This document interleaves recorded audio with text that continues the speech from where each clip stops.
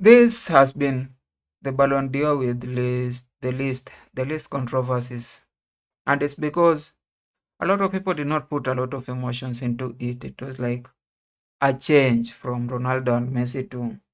But I have a problem because normally, as a football fan, it's not just usually results and trophies and everything. Sometimes everything usually comes. The reason why people usually go to stadiums, the reason why people usually celebrate, the reason why people usually stay on their feet is usually because of, eye test. And the thing is, from my perspective, from my opinion, I think there's no any single person who was better than Salah, like considerably, last season, just from my test. And even if you are going into that, the criteria that the Ballon d'Or put in, how they selected their winners. They said first it was, individual and decisive performance, which was goals, assists, statistics, influence on game, consistency, and you take the top four: Dembele, Salah, Vitinha, and Lamine. Dembele played 53 goals, had 53 games, had 35 goals, 16 assists. Salah 52 games, 34 goals, 23 assists. He was better. He was better than Yamin and Dembele on that criteria. And then the second criteria was collective success, which was the trophies. Now Liverpool had won, Barcelona had three, PSG had four. And the third one was fair play and public relation, which from that you automatically remove Lamine Yamal because that guy had, dwarfs. Like he was having dwarfs sing for him and playing with them. Then dating, I don't know, escorts and just moving around. That should just put him away from that fair play and public image, which means the only two contenders here should be Dembele and Salah. But then, if you're just checking on trophies, collective success, and individual performances, and then you check men vis-a-vis women, you'll find, I don't know why Ballon d'Or usually decides to just shift the criteria when it's about other people and when it's other people. Like when it comes to men, trophies make a huge statement, like they use trophies and they use statistics to make a huge statement. But then when it comes to women, you feel like people who are winning trophies, like Alessia Russo, he won the Champions League, he won the Europa Women Europe. What is it called? Euro, the Women Euro. Like he deserved that plus the goals, but they just decide like for women we will use the eye test and give it to Bonmati. But when it comes to men, we are not going to use the eye test. We are going to check and everything. Who won the most trophies? Who won the? Which I feel sometimes there's a bit of politics which usually play, and it's the reason why somebody like Salah has not win a Ballon d'Or.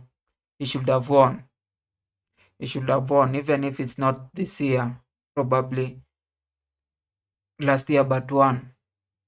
He was like the best. He has been the most consistent player after Messi and Cristiano throughout from 2017 2018. It doesn't make sense that for those 8 years, and I don't like Liverpool, I'm just saying that for those years, somebody who has been consistent, you can't tell everybody, you can't tell the world that people like Dembele should come and win Ballon d'Or before them. It doesn't make sense. I don't know. I don't know what's the criteria. PSG paying, PSG have had a lot of money and they're doing certain things. And I don't know who's voting in. I don't know the people who are voting in, year out. But I want them to tell me why the criteria for giving the Ballon d'Or keeps changing every time. keeps changing from season to season, keeps changing from this other people to this other people. Like, we need, and I hate voting because voting is usually a democratic thing. It's not usually, it's like if we like you, we vote for you. That's what has been happening. Like, if we like you, we vote for you. So if you're not going to get rational people to vote, I'm so sure that there's a lot. Voting is usually biased. Like, if, let's say, if Europe has a lot of people voting for the Ballon d'Or, then there's a high chance that the skewness to European players will increase. So if there's any pittance between a European player and a South American player or African player or North American player or Asian player, it will always nearly land on a European player somehow. I'm just saying, I think there should be a kind of fairness. You know how they say that we are only using 100, and this is the thing. The way they say this thing is like, we are fair. We are just taking 100 countries to vote for this guy, and the 100 countries that are going to vote for this guy, we are the one who are going to choose for them, to choose them. Like, if we are choosing our countries, we are choosing our 50 of our 100 countries, and then we start with USA, and USA will always vote for somebody from their country every every time. Then we are choosing Canada, and then we are choosing, like, we take 20 people or 30 slots, and they give it to North America and South America. There's a high chance that a South American guy will be among the top. Like, for instance, this time I expected, even if it was in Salah, the person who was very, very instrumental in Barcelona's, I mean, statistics, if you are going with statistics and you are going with fair play and public image, it wasn't going to be Lamin. This is just a lot of PR lobbying, and it's why I think the Ballon d'Or, as much as they are selling this thing of fairness, of we are going to reward this thing, I just think it's all about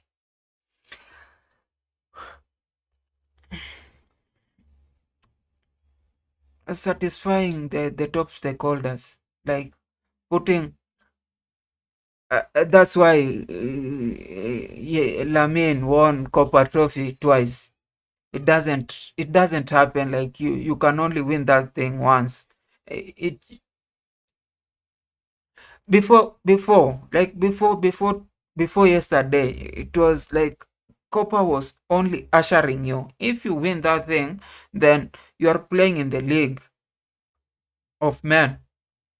You can't be winning every other time, like you are winning from 17, 18, 19, 20, 21. You are still a kid, like you are still playing for. No, you are already in the league of men after winning that thing. So you should be playing the league of men. If you are defeated, you should be defeated honorably. It shouldn't be like, okay, we know you are defeated, but because some people are lobbying for you, and we want you here, we have to give you something. So if there's somebody else, Due, or I don't know who deserve that copper, we strip them. We give you to just make you happy, to just make it seem like you did not come for nothing. And it has happened. It has happened. That's why we have that Muller trophy. That's why you have Socrates trophy. And I remember when they came with that Socrates trophies, because Mane was so good in that year that he deserved that thing. And but because they were not going to give Mane that thing, so they came up with this Socrates trophy, like, oh, you are doing some good humanity thing, and we don't want you to come here for nothing. Now give. It will reach a point where everybody would want to be coming there and getting something, and we'll have a Ballon d'Or where there's like 100 trophies. It will be like a Grammy. Because right now, 6 years ago, we were only giving like one. one trophy, just the Ballon d'Or. Every other guy was coming to see that. Right now, they're giving, I think, 17 or 16 women Ballon d'Or, women Socrates, Gadmola, Yashin, whatever. It will be a whole host. When Messi retire, there will be a Messi trophy. There will be a Ronaldo trophy. There will be a everything. It will be like it will be a Grammys for football, which I don't think it is just a spectacle. It's not like something we should. It will make the Ballon d'Or not look like the top achievable, what do you call the top achievable